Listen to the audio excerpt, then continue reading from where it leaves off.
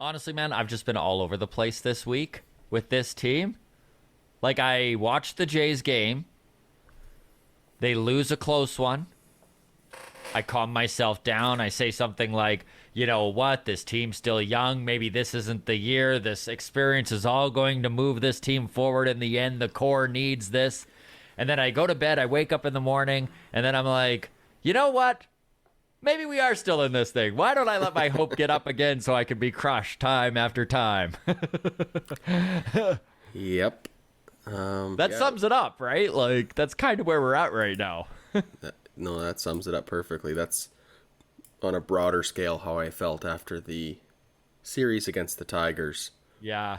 Pretty bummed out. And that's the thing, man. You look at this team, we're still only 5.5 games back of that second wildcard spot at the end of August. Like, we're still not, despite all these bad losses, this team refuses to fall right out of it, which would probably make my life a lot better.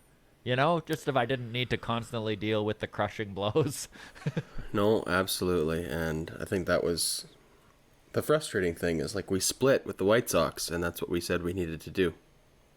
And that lost to the Tigers, man. Anyways, we're jumping way ahead here. We'll get all into this. Welcome, everybody, to the Walk-Off. I'm Scott Belford, joined as always by Adam Mack. Thank you so much for joining us. Of course, the Walk-Off Podcast. You can follow us on Instagram or at Walk-Off Podcast on Twitter. Now, we are doing things a little bit differently now. What we're doing is instead of bundling our guests together on the audio side with our news podcast that you're listening to right now, we've decided to separate those. We did interview Dara Harris of the high performance department with the Toronto Blue Jays on Monday. That is up on YouTube and where you get your podcasts right now, and was an incredibly interesting chat. She got right into the high performance department and what they're doing and rehabbing injuries, all sorts of great stuff. All of our guests are brought to you by YourRate.ca. Darren Brown, the mortgage broker, sure to help you get into that mortgage you're after, whether it's a new mortgage or you're looking to redo your current one. YourRate.ca. COVID-friendly, paperless, all online. So while we're speaking of guests here really quick, I did wish to bring up, we're really excited to have on the show, hopefully Tuesday, Wednesday. I know I'm supposed to reach out to him on Monday after the Detroit series, but Kevin Smith, third baseman with the Toronto Blue Jays and all-star with the Buffalo Bison for this season, hopefully joining us at some point next week. Stay tuned for that. We're going to get into where this team is at. We'll deep dive into Jose Barrios and whether we're panicking about him or not. Offense has dried up. Dickerson quietly having a very nice season with the Blue Jays. And Jordan Groshans worth getting excited about. We'll also talk about the faceplant that the San Diego Padres are in the midst of. All right, buddy, let's get into this. So, like we said, 5.5 games back. This team has given us fans reasons to be excited, but no reason to truly think that they can put this together. And that's what we're kind of waiting for this team to do. 5.5 games back is a big enough hill that they got to start winning some games. And the offense is dried up. That's the only way to put it. The offense is dried up. And, I mean, they came out of it yesterday too little too late. They allowed 9 runs before they started swinging the bat themselves. Out of curiosity, did you watch that whole game? I did watch that whole game. Oh, you're a better fan than I am. I tuned out when it was like 9-2.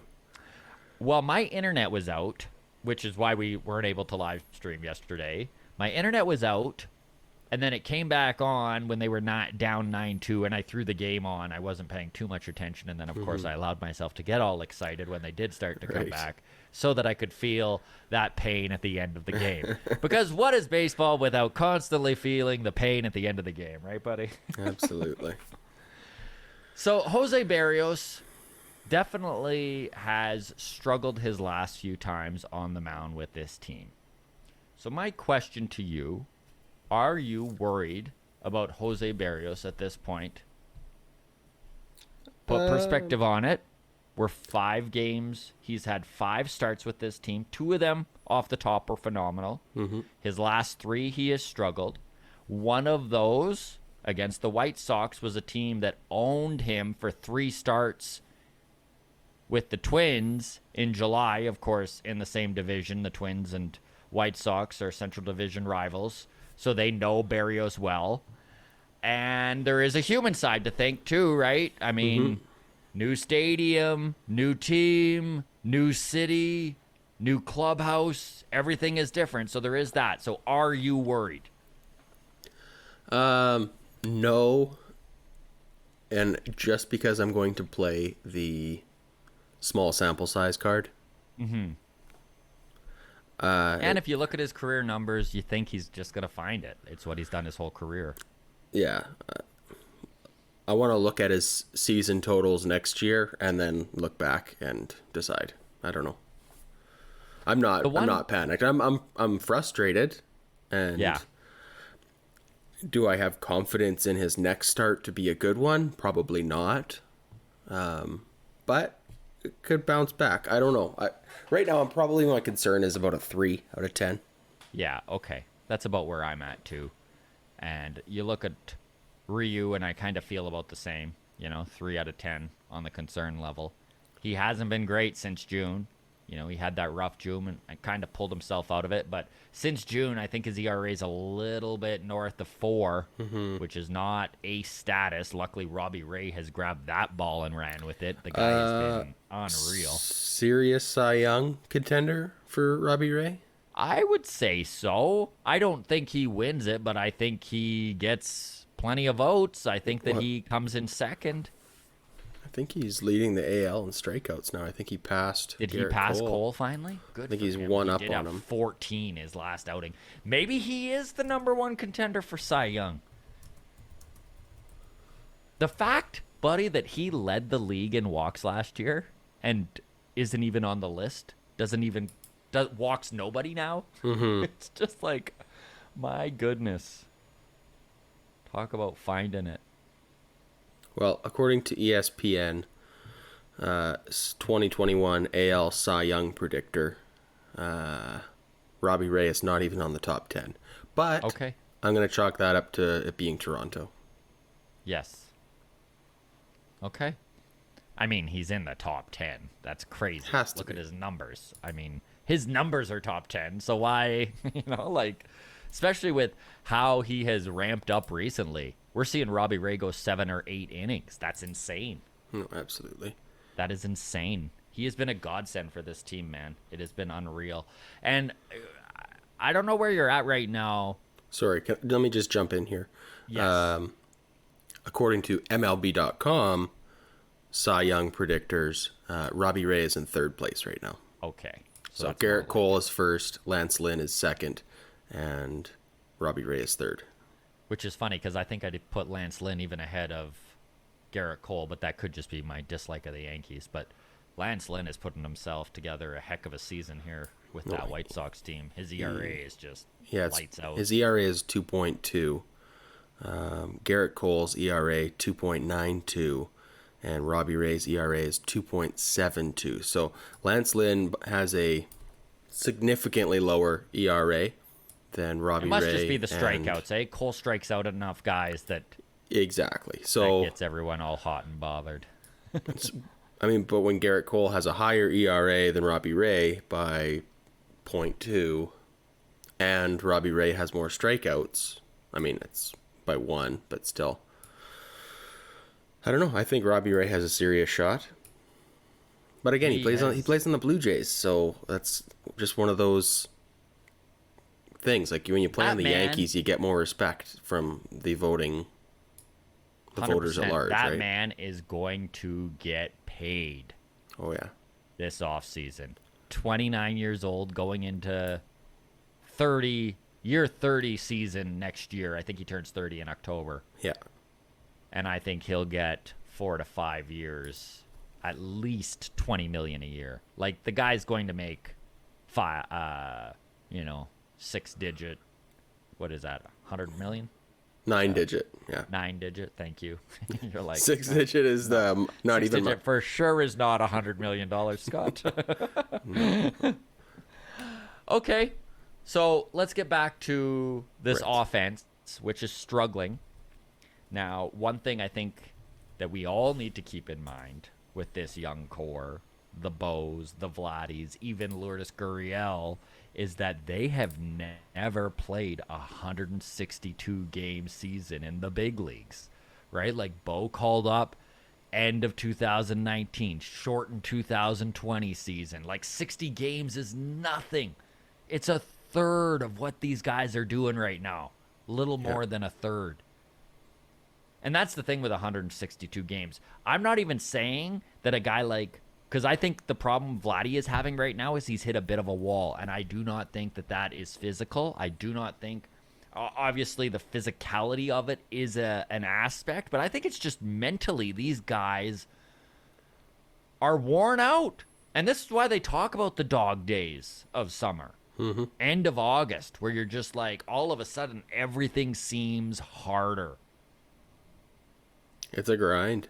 It's a grind. And I know we talked to Jimmy Van Ostren, right? He was with Ben Freakley, a part of that mental performance team with the Blue Jays. He's the big bearded guy on the bench for those of you who sometimes see the clubhouse and you're like, who is that guy? That's Jimmy Van Ostren. And he's with the mental performance team, and he's there to try and ease the mental burden on these guys in any way that he can. And that was one thing that really stood out to me when we brought up to him what the mental performance team is all about. And this is what Jimmy said. He said along the lines, I'm paraphrasing here, but he's like, the rigors of 162 games is something that these guys have never, ever been through, and we're trying to prepare them for it and be there for them when they do hit a wall. And that, I think, is where they're at. And can they work their way past that? That's what this is all about. And that's huge for this core, even if they do not wind up in the wild card spot at the end of 2021, is learning how to push through that. That's going to be invaluable down the road here for guys like Vladdy, 22 years old, who sure may at 18 have played 120 games or whatever it was in Double-A. It does not compete to 162 in the big leagues. Are you noticing it, man? Like, I'm watching even guys like Kirk, and people have been hounding Alejandro about a lack of hustle. I don't think it's a lack of hustle. I think it's literally they're just bagged, and you're starting to see it. I'm not making excuses. Obviously, they're tired is not something fans are going to accept. But it is something to keep in mind with a 21-year-old like Kirk or a 22-year-old like Vladdy who have never been through this before, that there's some toughening up about it. Yes, I think on top of that, the Jays had arguably the hardest experience this year between the 3 different home stadiums. Yeah. I think that has to be a factor. I would agree, man, and that is a human side to the things that sometimes we forget. Just when, like, even when you're at home, you're still in a hotel. Or whatever the case may be, right? You're renting an apartment or whatever. It's different than when you're actually going home. So there's no place to rejuvenate. You know, like they finally get back to Toronto, and even Toronto at this point doesn't feel like home because they're kind of just playing it out. Right? I don't know, man. Absolutely. It's going to be interesting to see how the rest of this season plays out, because you know who's still performing right now? Teoscar Hernandez, Marcus Semien, the guys who have been through 162 before. It's the guys who mentally know what to expect. That's a big thing with this too, right? Is you don't know how your brain's going to react until you've gone through it. You don't know what works for you to overcome that mental fatigue until you've gone through it.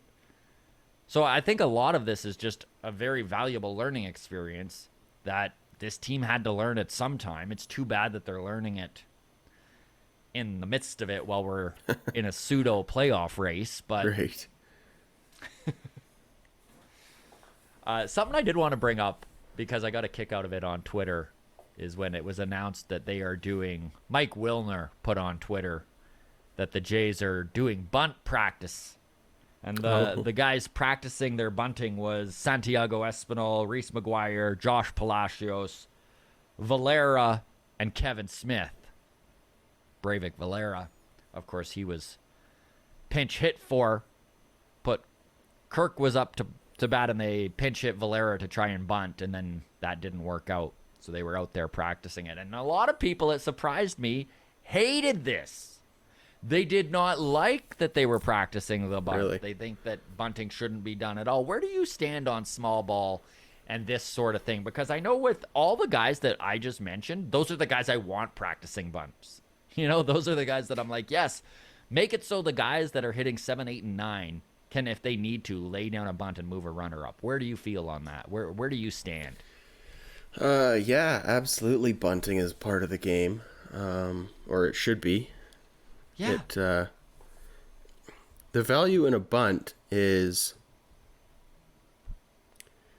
if done properly, it should have at least 80 or 90% success rate, right?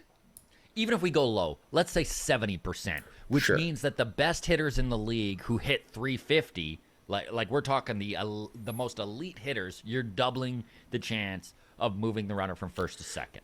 That's the thing is with a bunt, you eliminate a double play as an option, Yes. and you double the chances of them Put the guy in scoring position. moving them up, right? So it's just so frustrating, Scott, to keep continuing to see the 8th inning. We start with a runner on first, and then can't cash him in. Yeah. Or we've had a few innings where we get the first 2 guys on base. We have a runner on And first nothing. and second, and you go, well, here we go, Yeah. and nothing. I don't know. That's how you win in the playoffs. Like, And I mean, that's been the last 2 weeks, is the Jays just kill their own momentum. You're not going to win too many baseball games in the playoffs, 13-10. So you No. got to figure out how to win these 2-1 3-1 games. Yeah. Yeah.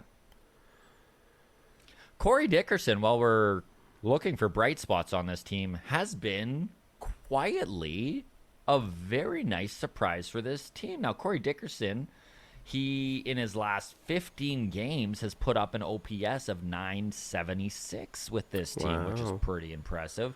And even his numbers since he joined the Jays have been decent. What are, you've got his stats in front of you, I'm guessing, Adam. Yeah. So in 20 games with the Blue Jays, he has 60 plate appearances, hitting .263, which is well above league average, with an OPS of 826. Which Yes. is also way above average. Yeah, 3 home runs, 11 RBIs in 20 games is very impressive. He had a home run off the bench, pinch hit home run. He's been excellent in the field. Something he's always done well is defensive acumen with his glove. Mm-hmm. He plays left field. He plays right field.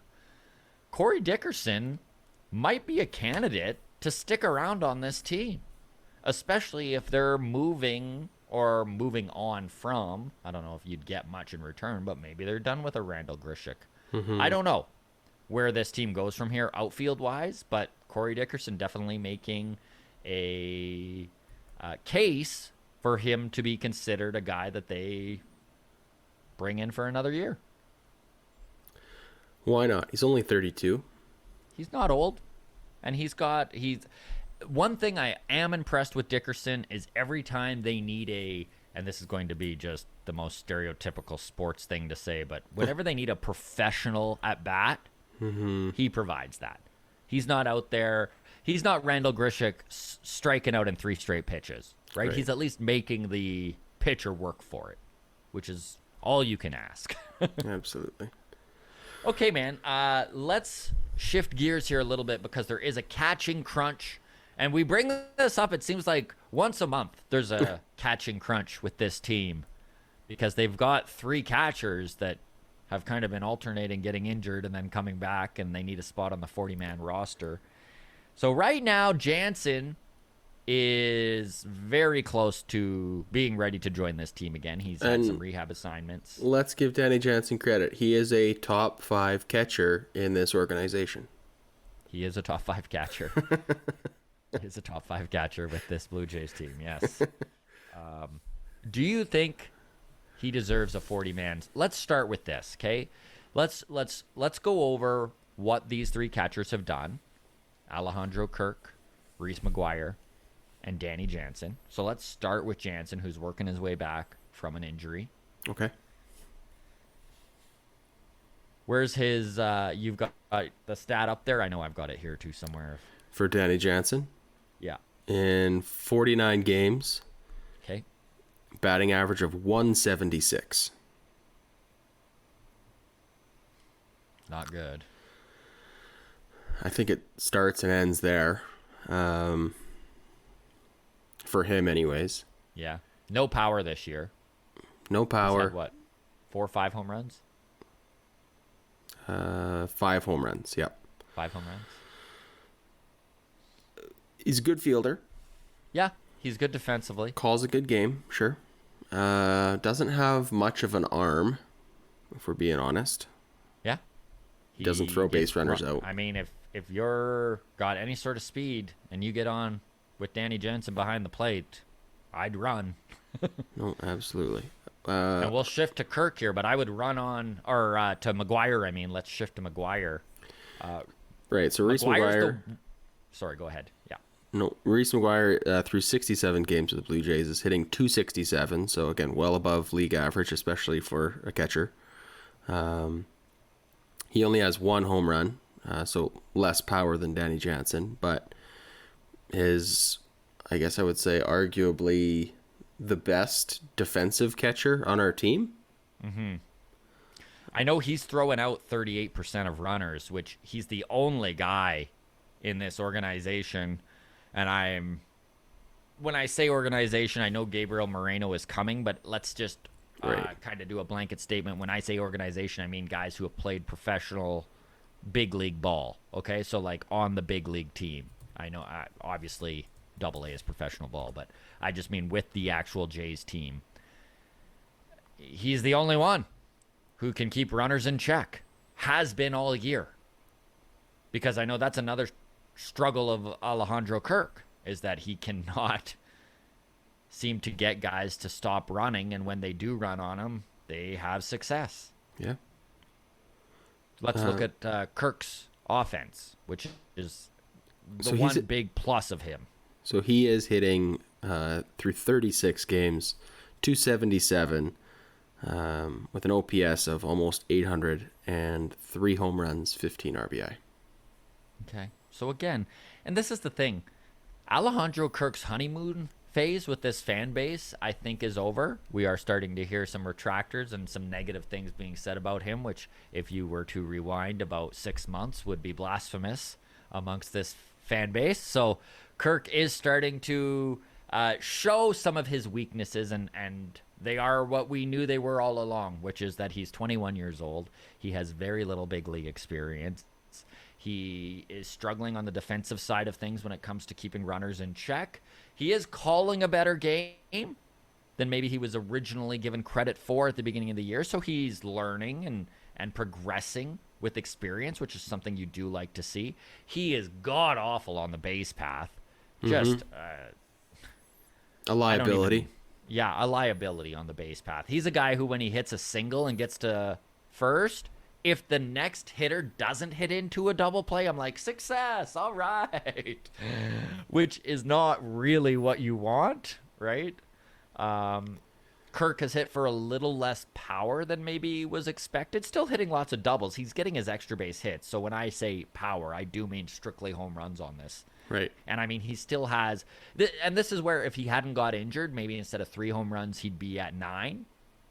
But I don't think much more than that. He hasn't shown that he's a 20 home run hitter in a year, this season anyways. I'm not, again, he is 21, and I'm not discounting how much progress he can make. But he's kind of showing that I don't know if he is the catcher of the future. And we've already known this, that Moreno is kind of the guy that has been pegged as that guy.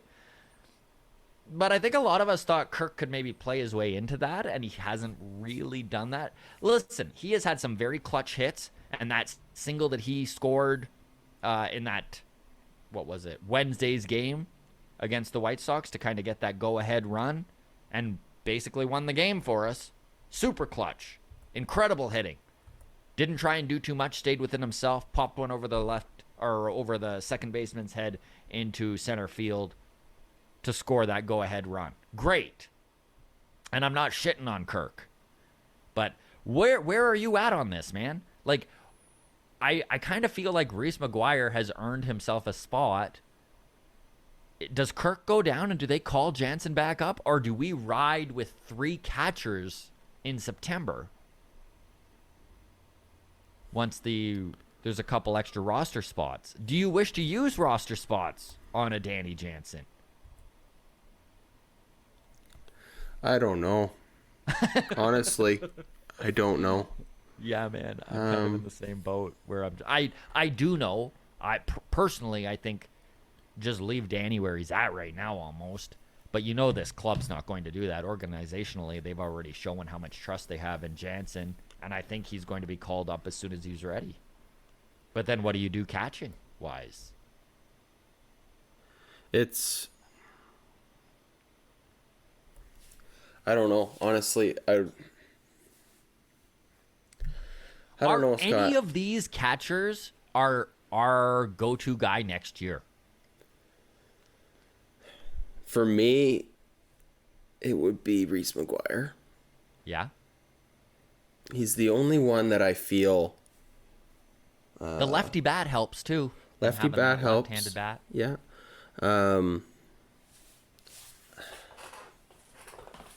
He just... I feel like he plays hard. You know? Yeah. Like, it just... There's that intangible energy to Reese McGuire, I guess. Like, it just feels like... Yeah, I don't know, Scott. I know with Alejandro Kirk that it's sure frustrating when... I don't know what to say about Kirk. Yeah, I don't either. I don't know how to feel about him. One thing that maybe I shouldn't be harping on, but man, him on the base paths is not exciting baseball. I don't like watching him hit a single and get to first base and be like, okay, well, we need a triple to score him. Mm-hmm. And a hard hit ball, he could wind up being an out. Yeah. He's just so slow on those base paths, man. Anyways, this is the least sexy chat we could have as our catching position chat, you know, like no kidding. There's nothing really to get excited about, and I mean, don't get me wrong, Gabriel Moreno, very exciting coming down the pike here. So, I guess, would you like to see them go out and get a veteran catcher next year? I've been screaming for You're like, JT Realmuto all off season was the guy I saw catching as our biggest hole. I'm glad Springer is here, but I definitely wanted Realmuto. That was my number one priority. Yeah. I don't know. I guess we'll see. I guess. Yeah. Like, just everything about catcher is frustrating to me. I agree, man. I agree. And it's been a frustrating year catching-wise for this club because it has tended to have been a black hole offensively for months at a time. For months at a time, offensively, our catching position has just been a no-go on this team. We will move on from there, but Gabriel Moreno cannot come up fast enough. And personally, I think 2022... it's time for them to maybe sit down and consider bringing in a guy in his 30s who has done it before and can kind of lead this team. And I'm not saying that Danny Jansen isn't a good leader. I'm not saying Alejandro Kirk isn't a good catcher. It's just like you look at some of the holes on this team catching-wise, and it just feels like they could use a veteran presence. I think it would do this team a lot of good. While we're speaking of prospects here, I know we brought up Moreno. I do wish to quickly touch on Jordan Groshans. Obviously, we brought up Jose Barrios and the fact that he has struggled a little bit the last 3 games. Neither Adam and I are panicking. However, it would be nice to see him step up, especially with the prospect load that they paid to get him. Austin Martin, the number 1 prospect in this Jays system when they traded him. Or, I mean, I guess technically behind Nate Pearson, but... Simeon Woods Richardson, one of the top pitching prospects, given up. And one thing that has stood out to me since they were traded, July 31st, Jordan Groshans has been on fire in Double-A. He was heating up when they traded Martin, and he has not cooled down. It will be very interesting to see what the Jays decide to do with him for this last month of the minor league season. There is a hole at third base with the Bison. Kevin Smith being up with the big club right now. You think he gets bumped up? Do they make that move to AAA? Do they move Groshans up? I can see them possibly doing that. But my question to you, Adam, is do you think... I mean, he's 23, so this mentally might actually have... The show of confidence in him may have actually made a big difference because let's face it, with them trading Austin Martin, they basically were like, you're our guy, Jordan. Yeah. I think you're right about that. I mean, yeah, he was getting hot before the trade. He was. But yeah, I mean, his numbers have been ridiculous. He's hitting 350. Since the trade. Wow. Right? That's an impressive big number. So maybe that's why Kevin Smith is with the Jays right now, is to make room for Martin to Groshans on that AAA team. For very Groshans likely to see some harder pitching and Kevin Smith earned it too. I mean, the guy, truthfully, he was in MVP talks in for AAA. the AAA. Mm-hmm. League. Give me a probability here, Scott. Jordan Groshans makes the Blue Jays next year out of spring training. Is that crazy? Yeah. Yeah, it's crazy. I feel like it is. I feel like it is. 15%. All right, that's kind of what I was thinking was. Because he would have to rip it up in spring training, I think. For them to move his... I think they see Jordan Groshans as a call-up in May or June. I just don't think they see him as the... And who knows what this team does, dude. There's all this rumors of Jose Ramirez, and they've been kind of targeting him. And, third base might not be an option depending on what they sign in free agency. But I don't know. He could force his way onto this team. We'll see, right? If he finishes the year in AAA this year and finishes strongly and then... Mm-hmm. And then dominates AAA in April. Who knows? Do we wish to talk manager? Are we done with this whole... I keep seeing on Twitter people bringing up John Gibbons. Ugh. I know. Thank you for that reaction. Dear God, we do not need Gibby back for a third time. All right? Like, listen, I love him, especially now, right now, 2021, looking back, being like, oh, yeah, Gibby was great. Did I love John Gibbons? Like, I'll be very honest. In 2015, before they made their big push, did I like John Gibbons? No, I did not. He was good with the bullpen. He was probably the manager they needed for that 2015 and 2016 team because he was a very hands-off dude and it was a very mature club. Would I like to see John Gibbons get his hand on this team? No. Not at all. Not at all. No, don't bring. So if they are going to move on from Charlie, do they do it? I guess the question is, do they do it from within? Casey Kendall has been great with the AAA Bisons. He's an option. John Schneider, or is Charlie the guy? Because he is under contract till 2022. And we've brought this up before, Adam, right? That it is a super collaborative group, and like to just throw Charlie under the bus is kind of turning a blind eye to what Atkins and Shapiro is all about, which is group meetings and group decisions. Yeah, I don't know, Scott. I don't know what we do. for manager. I do feel like Charlie's not the answer, but I do also feel like there isn't just a golden class of managers in free agency that we can go cherry pick and like. Yeah, there's no AJ Hinches out there. No.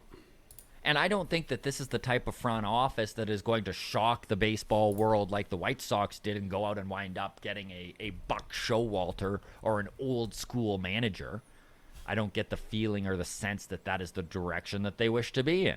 And even if you do make a managerial change here, let's say you do go outside of the organization and bring in, and I know we keep bringing him up because he was on the show, great guy, Canadian hero, first base coach for the St. Louis Cardinals, won the AAA Manager of the Year in 2018 and 17 in that Cardinals organization, Stubby Clapp.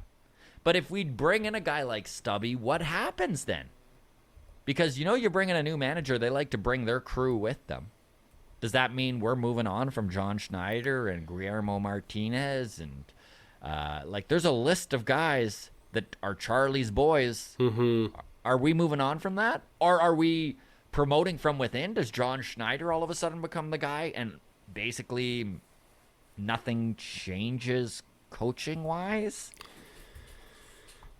That's a good question. I mean, if you shake it up too much, good things can happen and so can bad, right? Like, I don't know. I feel like this whole episode, I'm just throwing non-answers at you. I don't know what to do with our catching situation. I don't know what to do with our managing and coaching situation. I'm sure it's making for great listening.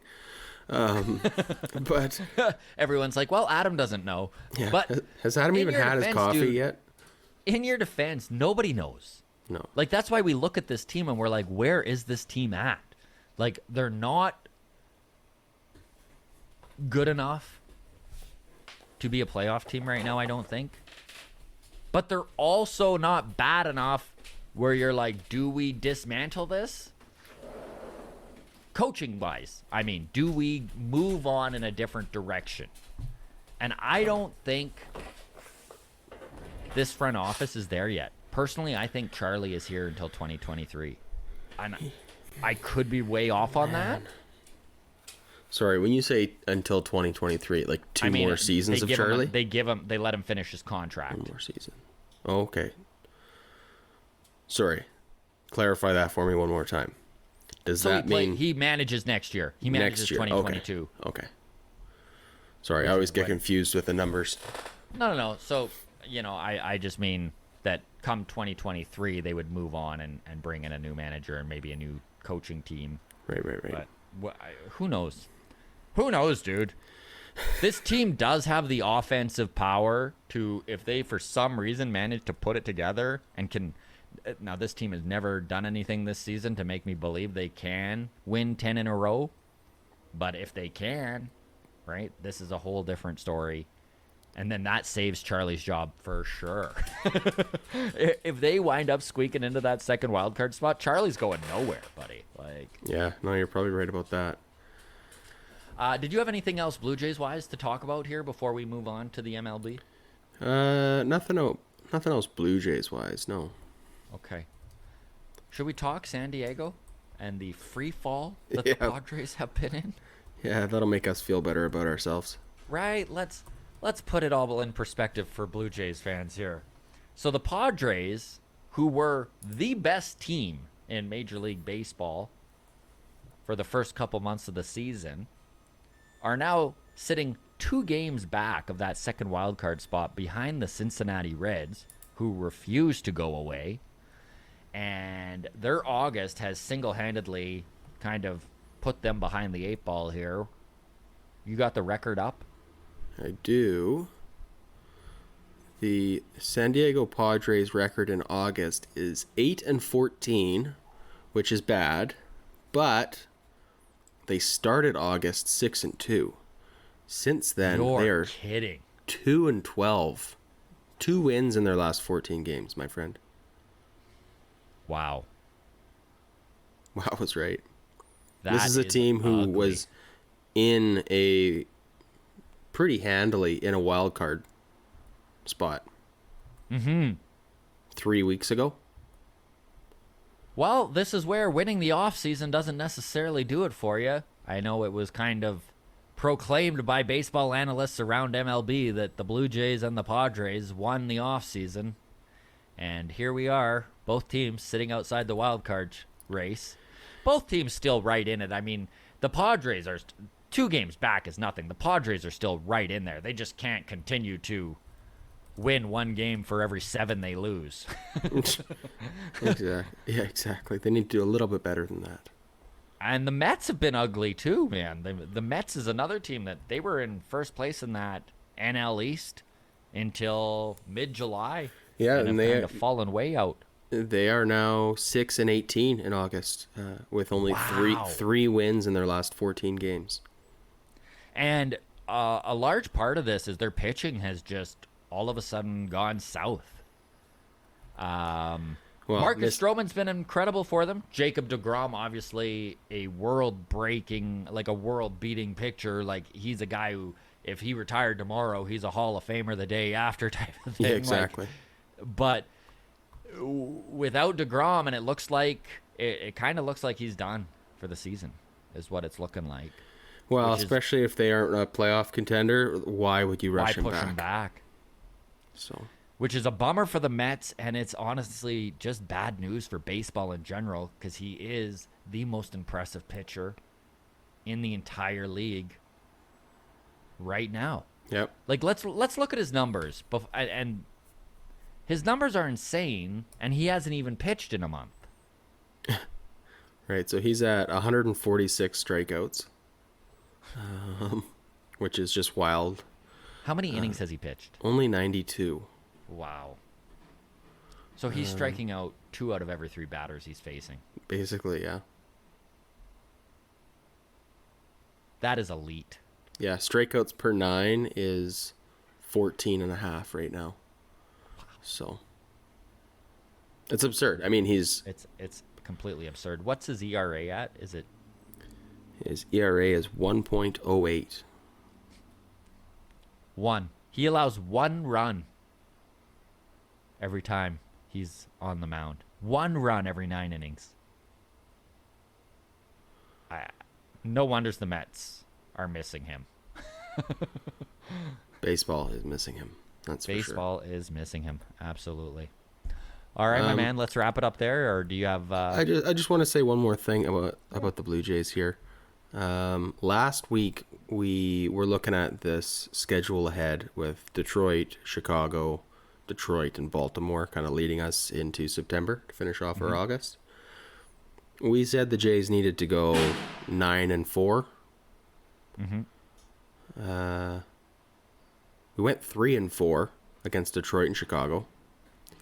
So we got to go 6-0. We got to win six straight here against to be where we want to be at. Yeah, to be where we want to be at. So we got the Tigers. No, this Jays team. I mean, we said this last week. Do or die. This is it. Well, it really is. This team has to either start winning or they're out, because 5.5 games back is by no means the end. And I don't think that any true baseball analyst would look at the Jays and be like, oh, they're done. Sure, mathematically they can do it, but they're done. Like, they still have a shot, but all leeway, they've used up all their leeway. They have used up all their leeway. The good news is, I mean, you talk about Jays need to win 10 in a row. Can we win 10 straight? This is the stretch of the schedule to do it. Yes. You know, I know Detroit has been better, and I know they were frustrating for us last week, but we need to sweep the Tigers, we need to sweep the Orioles, and then we got Oakland coming to town, and they've been struggling lately too. Yeah. This is the time for this team to put it all together, as we've said a few times throughout the cast here. Here's our next 9 games. I don't know if they can, but we'll see. This is our next 9 games. 3 against Detroit, 3 against Baltimore, 3 against Oakland, and then off to New York for 4. They need to win 10 of those 13. Yeah. Right? Yeah. I mean, we'll keep saying this every week until it's over, but it's do or die, right? Yeah, that's right. So, I don't know. I still have... a little bit in me is optimistic that we can rattle off. I'm the worst. I still have hope, which is just the worst thing you can do. Let's just rattle off 7 out of 8 in the next 9 games here. Yeah. And feel confident going into New York, and then anything can happen, right? But you know what, man? Here we are on the upside coming into September, and this team is still technically in it. So, you know what? It's not what us Blue Jays fans wanted, but also there's a lot of teams that are jealous of Jays fans right now, and we shouldn't look a gift horse in the mouth, I guess. No, absolutely. And whether we make the playoffs at the end of the year or not, these games right now are very valuable in terms of these young Blue Jays developing. Mm-hmm. So there is still value in these games, whether we make the playoffs or not. I hate to be the bummer. Kind of silver lining is kind of a lame way to look at things sometimes, but, you know. But that's where we're at. Dog days of summer. Grind it out. Dog days of summer. Here we go. Let's get over it.